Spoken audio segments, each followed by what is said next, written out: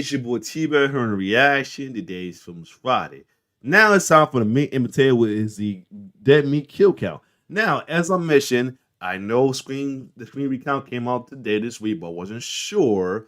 Some people say they were, but I want to be for sure. I wanted to just do it, then next not be and they don't come out or anything though. I'm not sure where everybody get the confirmation from or anything. Somebody say they have ways. But either way, I will do screen recount next week as well too. So give me a little leverage of time to do other videos, including the screen recount. Especially since I already seen screen movie already before, but telling them to do the recount would be pretty awesome. But either way, I still went on with do a new kill count poll with poll week as well too. So since last week I forgot to put the losing pair together in the bleep bleep bleep, I decided to keep them anyway. So.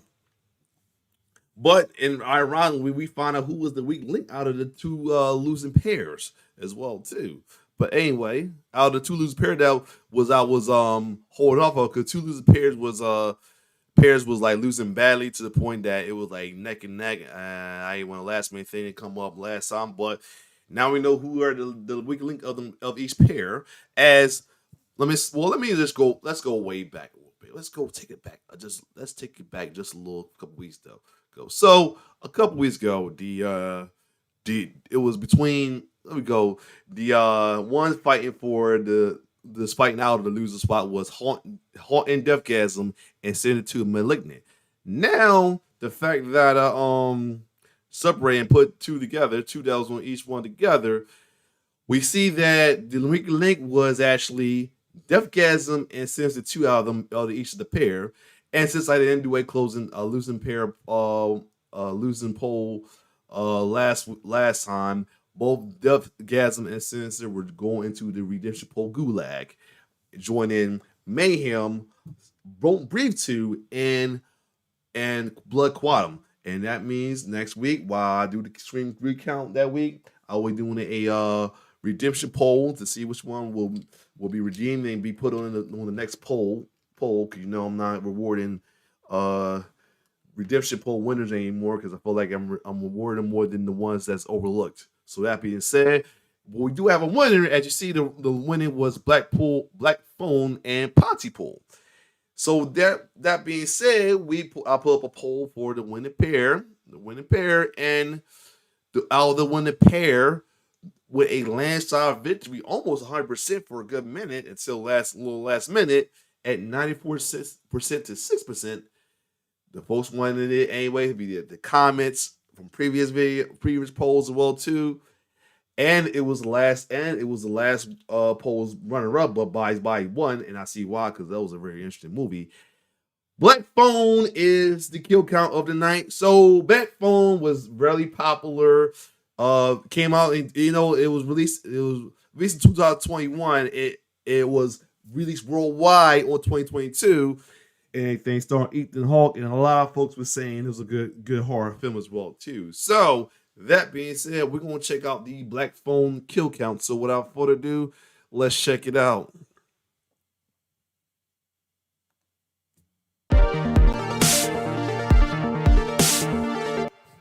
Welcome to the Kill Count, where we tally up the victims in all our favorite horror movies. I'm James A. Janice, and before I go look for it, I gotta remember to keep doing this because I'm out with the quality. It acts funny.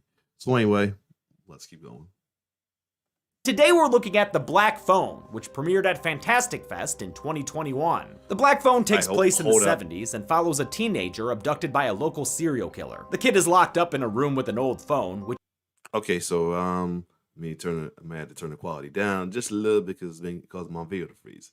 Anyway, let's get going. Which he uses to communicate with his captor's previous victims. It's a serial killer crime flick with some supernatural touches that highlights the resiliency of youths. The movie is based on the short story of the same name written by Joe Hill. His stories have been adapted for the screen before, perhaps most notably with In the Tall Grass. Hill is the son of legendary novelist Stephen King, and it shows. This adaptation is so full of classic King tropes, you'd be forgiven if you thought it took place in Maine. The Black Phone was written by Scott Derrickson, with a screenplay screenplay co-written by Derrickson and C. Robert Cargill. These are the guys who brought us the modern classic Sinister, as well as the first Doctor Strange movie. Derrickson was originally supposed to direct in the Multiverse of Madness too, but he left the project due to creative differences. Most likely, he wanted to make it more of a horror film. The good news is that when he left that movie, he and Cargill turned around and made this one. The Black Phone is one of many amazing horror movies that had a wide release in 2022. While it didn't quite I still gotta check out Nope as well. electrify me as much as some of the others, I think it's really well made with phenomenal performances, specifically from the two lead kids and Ethan Hawke in a rare villainous turn as the Grabber. It also manages to have an optimism to it, despite the dark subject matter. Ethan Hawke called it a scary movie with a heart of gold. For anyone who finds comfort in Stephen King stories with their small towns and magical realism, The Black Phone will surely deliver, with a couple of good scares along the way. How many kills will the Grabber... Sponsor time for 1 and 2, though. Yep, this is like one of his rare killer villain ones. The closest he had was like more of a tweener, I say, because he's a wrestling fan. I'm gonna use wrestling term. More of a tweener what I ever saw him do out of the movies I saw was the Brooklyn's Finest as well too. And other than that, most of the stuff been like on the babyface side. But this is his first heel character he ever played. That I heard that one of the very rare hero cat he played. He might play some hero cat other ones that I never heard of, but most of them been babyface and tweeners. But let's keep going. Hello? Oh, sweetie, I'm so glad I caught you. Mom, how'd you get this number? Oh, don't you worry about that at all. Sorry, I swear to God. I was just putting together my Christmas list, and I was wondering if there was anything you think would be good for me this year.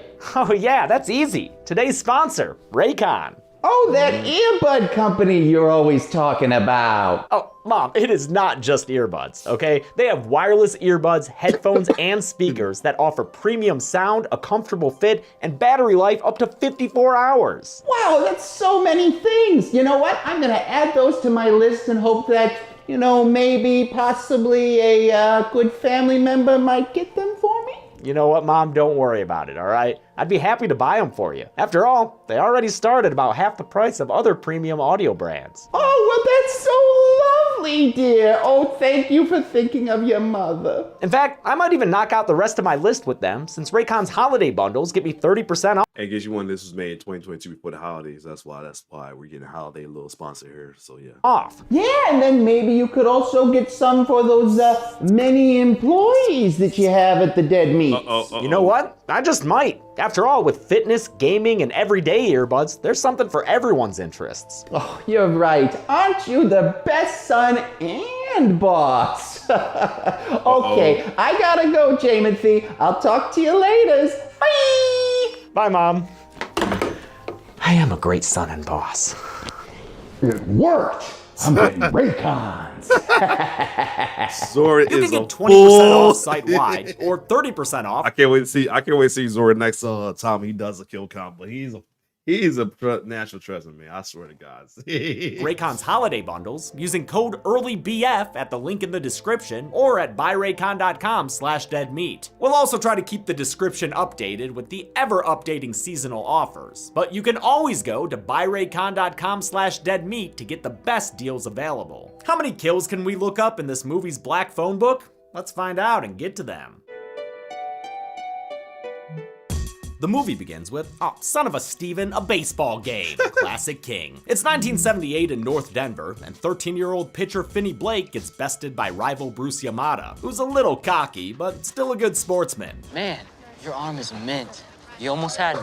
Bruce slow rides around town, looking cooler than I ever have or will be, but his good times come to an end when he sees a black van, bringing a fade to black to this baseball boy. An 8mm missing persons montage gives us a taste for this movie's 70s setting. I love a good opening credits sequence that isn't just names over landscape shots, especially when it evokes the filmmaker's previous horror work. Keep an eye out for any lawnmowers, am I right? Finney lives with his younger sister Gwen in a place so suburban there are connected backyard paths leading to the school. but this Denver suburb ain't entirely Colorado. There's been a string of child abductions, classic King, by an unknown culprit nicknamed the Grabber. This is the late 70s after all, the age of infamous serial killers like John Wayne Gacy, Ted Bundy, and David Berkowitz. Finney has to face bullying at school, classic King, but thankfully, he has a Karate Kid in his corner. Robin Arellano is one tough mammer jammer, as seen earlier when he was fighting a big bully named Moose. Moose swung a slur and a fist at Robin, only to get his ass whooped. Holy Christian, Batman, is Robin going for the Impaler? Nah, he stopped short of a kill switch, but he definitely makes Moose unprettier. Though we learned that Finney helps Robin with his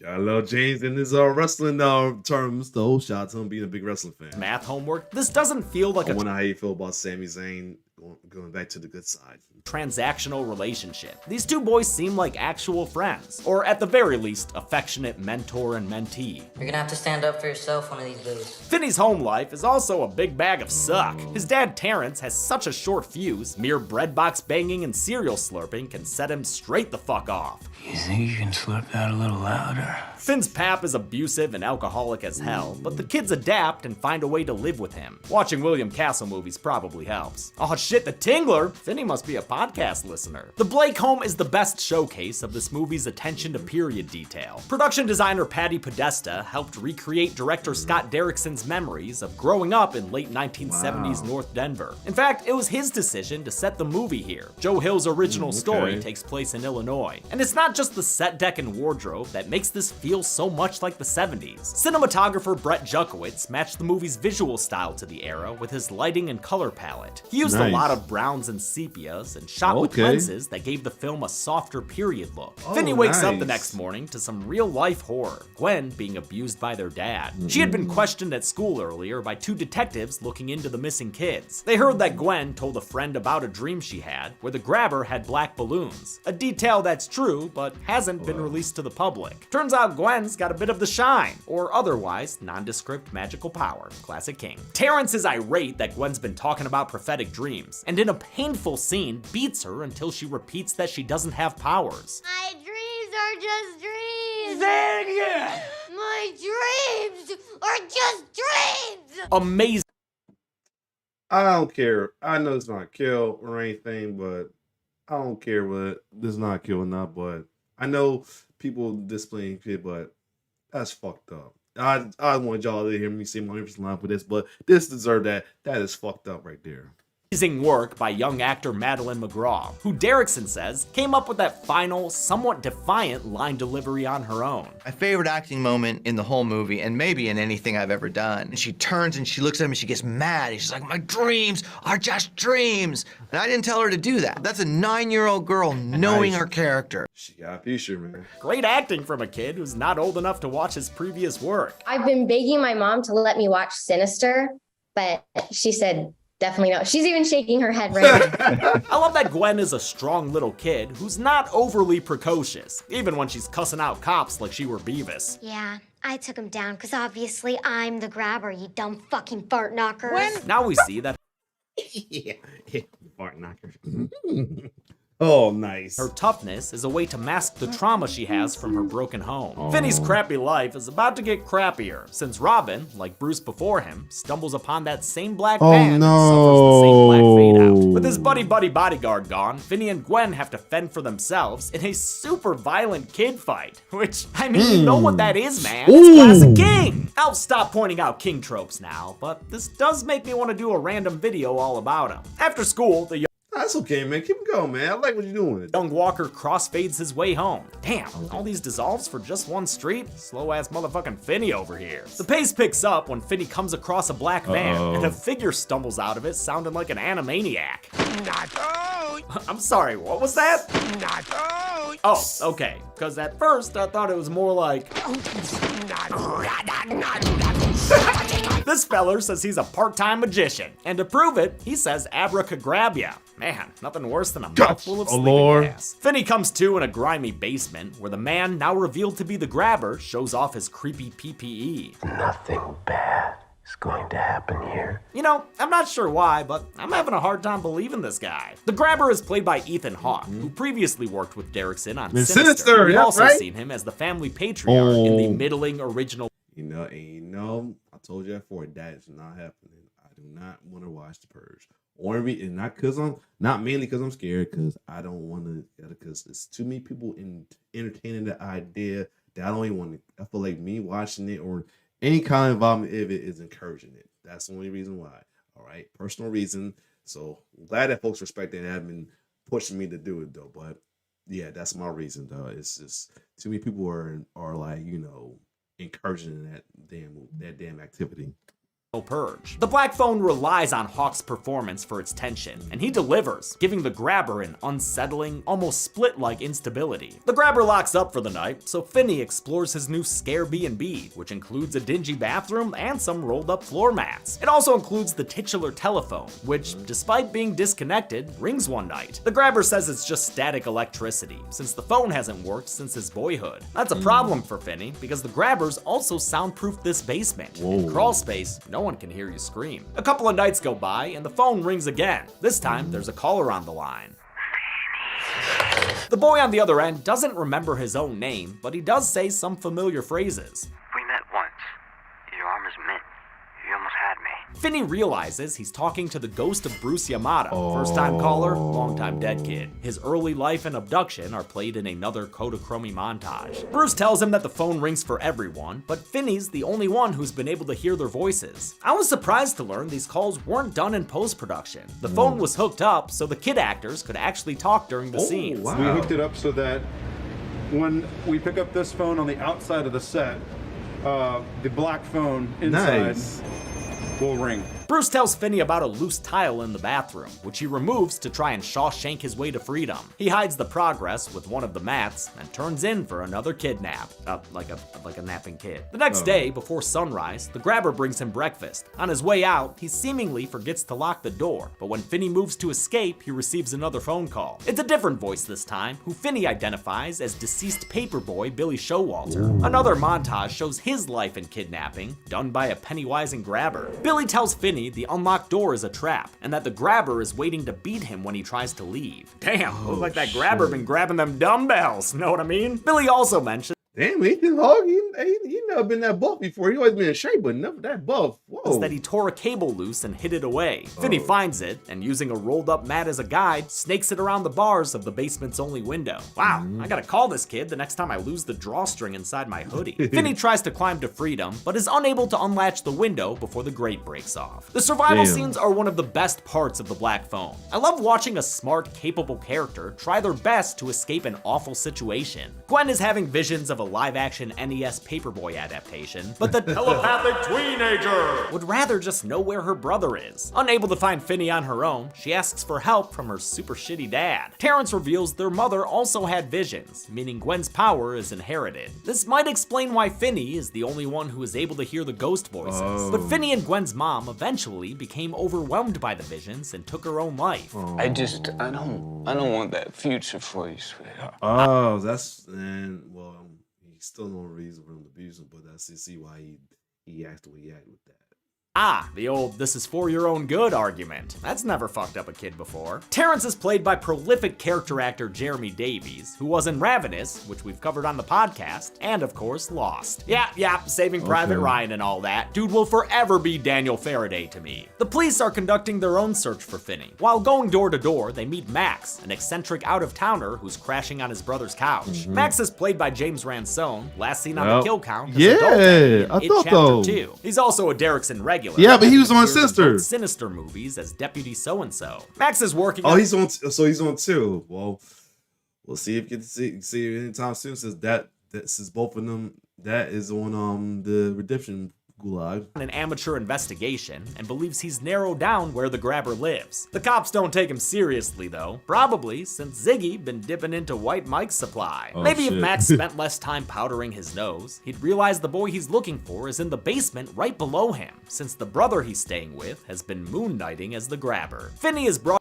Wow. Now I see why y'all want me to watch this. Nice. Oh, wow. That's interesting right there. But another meal by the grabber, who's perplexed by the break in his murder routine. Everything's different. Nothing's going right. It's enough to put the sad mouth on his mask. The grabber's instantly iconic mask was designed by Gore Daddy Tom Savini, with input from Derrickson and sketch artist Levi AKA Simpson. They were Sex inspired Machine. by movies like Mr. Sardonicus and The Man Who Laughs. The modular mask, with its 3 different mouths, was created by special effects supervisor Jason Baker. In his Pittsburgh studio, he had to make nearly 40 copies. Yo, it's crazy that Sex Machine Tom Savini is still doing this thing, man. For those who want to call him Sex Machine, from Dustin is from his character from Dustin Tom. That's an iconic character to me as well too. Even though he went out the way he went out, but still. To the mouth variations, stunt requirements, and COVID restrictions. Because of COVID, we couldn't let Ethan and the photo double share the same mask because he'd be breathing on it, a whole cross-contamination thing. So then we had to make a whole separate set for the photo double. The mask is a resin fiberglass hybrid with comfortable foam inside. The one I have here on set wasn't screen used in the movie, but it was used for promotional materials and sent by a friend at Universal. Thanks, Gianluca. The grabber says he'll let Finney go if he tells him his name, but after catching him in a lie, he leaves with the door unlocked to tempt him again. Finney doesn't take the bait and is awoken that night by some extreme yoga. This backbending specter is Griffin Stagg, another victim whose ghostly appearance will get him added to the kill count. Does that mean I should have counted the Grady girls in the Shining kill count? I mean, yeah, sure, probably. Griffin tells Finney the grabber is playing a game called Naughty Boy. As long as Finney doesn't play, the grabber can't kill him yet, but that'll only be true for a little bit longer, so he'd better find a way out of there. Griffin says the house's door is secured with a bike lock that once belonged to him. He wrote the combination on the wall, but can't remember how the digits break up, whether it's 2331-7 or 233-17 or what have you. The afterlife amnesia means Finney will have to try all the combinations, all while playing another game. Don't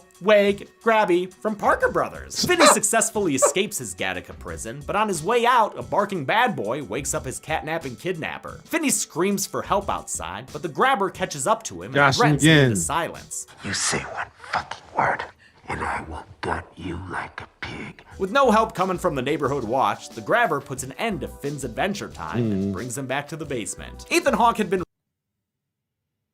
I be loving his references. reluctant to play evil characters because he was worried people would see him a different way if he did.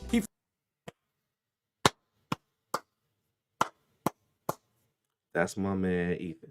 That's I like to see. It's not weird to think like that. You know what I'm saying? That's why I don't root for bad guys or villains or anything. You know what I'm saying? Or roll with them, or embrace them, or encourage them. I don't know nobody getting that wrong idea. So I like that. You know what I'm saying? So yeah, he played his character. He eventually can't play the character, but kudos for him being reluctant and thinking that way. You know what I'm saying? But Hollywood talks and everything. But kudos for him wanting to think that way. You know what I'm saying? Good thing. He frequently mentioned how Jack Nicholson was always seen as crazy after The Shining. He decided to give it a shot though because of they give him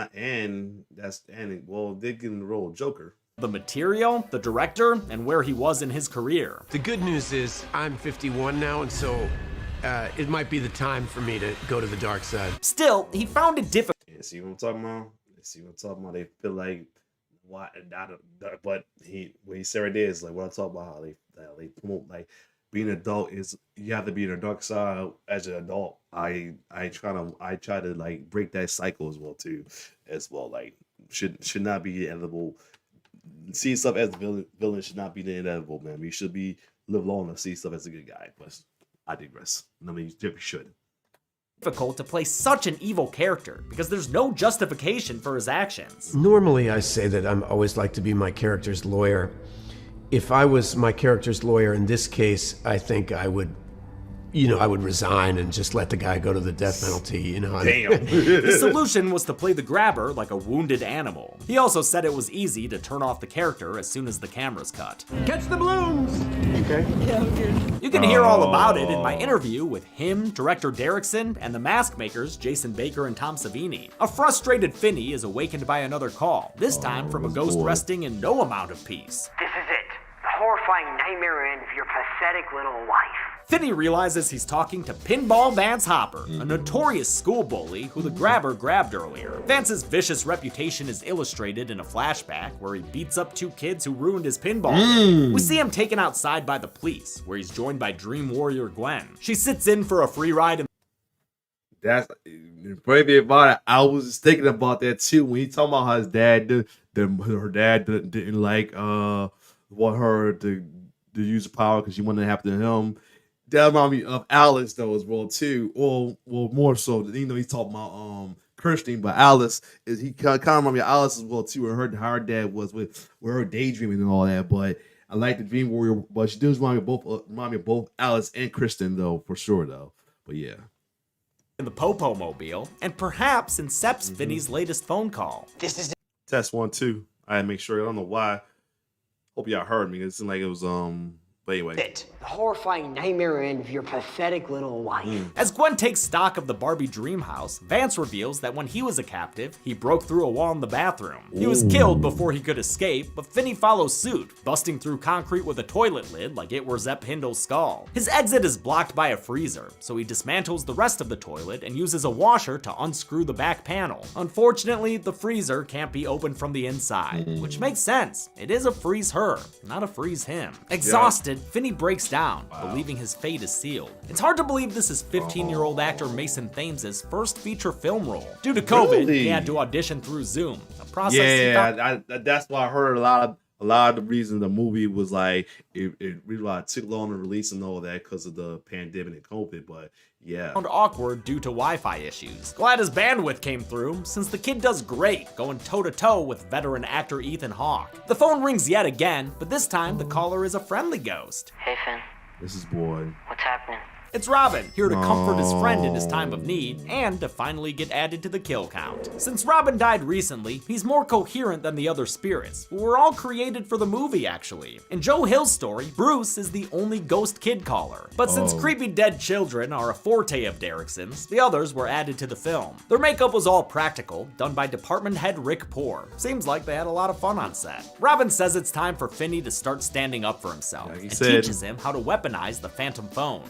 Raise the phone, take a fast step back, step forward, step back, and swing. Aw, they even turned it into a little line dance. That's nice. With Finney's training day complete, Robin lets him know this will be the last black phone call, and the two friends say an emotional goodbye. I miss you, Robin. Then get out for me.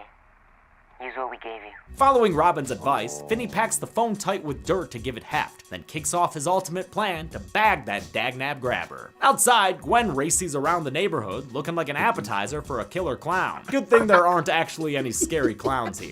I was waiting for what he gonna reference you gonna use with this.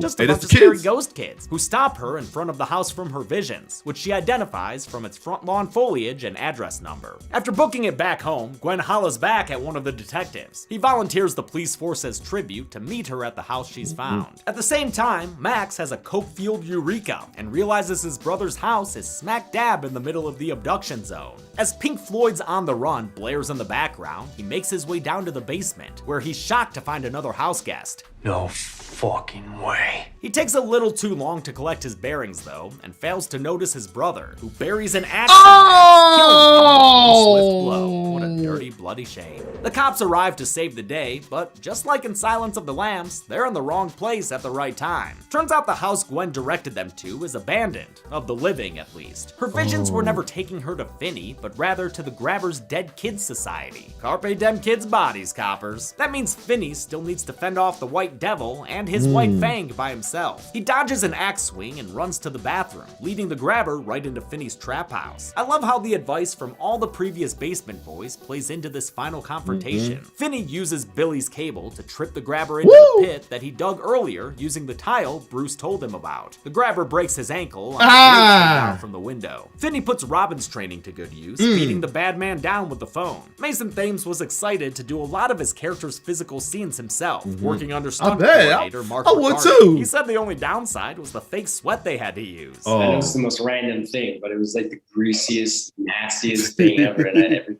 It was disgusting. The grabber gets grabby, but is distracted when Finney pulls his mask off, allowing the boy to wrap the phone's cable around his neck. The phone rings once more, but now the bell's tolling for the grabber, who hears his previous victims taunting him through the receiver. Welcome to the end of your pathetic little life. Finn's arm is mint. With a final crank yank, Finney day breaks the grabber's neck, and his body slides down beneath the floor to save the gravedigger some time. Finney placates the dog with a steak from the freezer, then makes his way upstairs. He opens the combination lock and strolls out to freedom. We see that Finney's been kept in a house just across the street from where the bodies were being stored. Gwen tearfully reunites with her brother, and they're shortly joined by their dad. Terrence begs them for forgiveness, but since they've probably heard this song before, the siblings opt for a silent side hug instead. Sometime later, Finney returns to school, where his reputation as a serial killer earns him some cred. With his newfound swagger, Finney strolls into science class, and the movie ends with him confidently sitting next to a girl he likes, Veni Finny Vici. How many people wound up as dead as an out-of-service? Wow, what a happy ending. And this is why y'all want me to y'all pick this one. That's why it was a landslide, almost 100% victory. Kudos to y'all for this one, for sure. Kudos to y'all. His telephone, or, landlines in general? Let's find out and get to the phone numbers. Mom, I'm trying to film a kill. It's not your mom this time. Hello? Yeah, James, it's Zoran. Now, I know you took a week off of doing kill counts, so you might be a little rusty, but I'm here to make sure you can get to the numbers. Oh, what you want to do, okay, is say a joke, pause for laughter, take a step back, walk off screen, and count. Do it with me. Okay. Say a joke, pause for laughter, take a step back, walk off screen, and count. One more time. Say a joke, pause for laughter, take a step back, walk off screen, and count. You're ready, man. Go get him, Tiger. Go ahead. I really wish James hadn't killed me because Dude Bro's the new kill count champion. Woo. 7 people died in the black phone, most of whom were kids. Cherry pie. That's a bummer. I The know. victims were all male, giving us a big blue pie chart. At least it wasn't on screen, but still. For a small black phone. This count and gender breakdown has only happened once before on this show, with Christine, coincidentally based on a story by Stephen King. With a runtime of 103 minutes, that left us with a kill on average every 14.71 minutes. I'll give the golden chainsaw for coolest kill to the grabber. Yes. Most of this movie's kills are off screen, and it's gratifying to see Finney finally stand up for himself. And I won't give a dull machete for this movie. It would feel weird to penalize a child murder for not being on screen. And that's it. The Black Phone premiered at Fantastic Fest before getting a wider release in 2022. Now, next Friday is a proof of concept short of the movie we're trying to produce called Pregame. Please be sure to tune in. Okay, and I did see a trailer for that, and I did saw the preview for that. I can't wait to see more about that as well too. Like I said, I like that intro. I got it in my little playlist for like samples. Cause I low-key want to do a remix off of it if I could, but I might not end up doing that at all. But anyway, y'all picked right with this one for sure. Y'all really did. Y'all bit the last two between this one and Bodies Body. I see why y'all picked Bodies Body because that was a good story right there. But this was pretty good for sure too. So this was, I see why Bodies Body between that and Black Phone, probably Bodies Body was more newer though. So this was so I see why y'all want me to y'all had the battle between this and Black Phone. But either way. If you like my reaction, well, maybe not close anything out yet. Next week will be the screen recount reaction, as well as within the community. My community tab will be the redemption poll, the redemption poll, where it lets you know which of the losing picks will be redeemed within the next poll, while the one that's lowest will be stuck in the gulag, and the others will be slowly free as well too. Kind of like such as Potty Poll, which was made to the winning pair, and ironically, the winner of the redemption poll will pair with Potty Poll in the next poll as well too. But along with 2 new entries, we're probably to go forward back right now, since right now he's doing the recount. So anyway, just to give you a heads up, next week will be the recount, screen recount. And we got to that, we return to the Alien vs. Predator. We check out Aliens 2. And then after that, we'll continue our series week, and that will be Stranger, the start of when a lot of folks have been asked for, the Stranger Things kill count as well too. It'll be Stranger Things Season 1, Part 1. But other than that, if you like my reaction, like, share, subscribe to my YouTube channel. It's your boy T-Bear signing off. One love.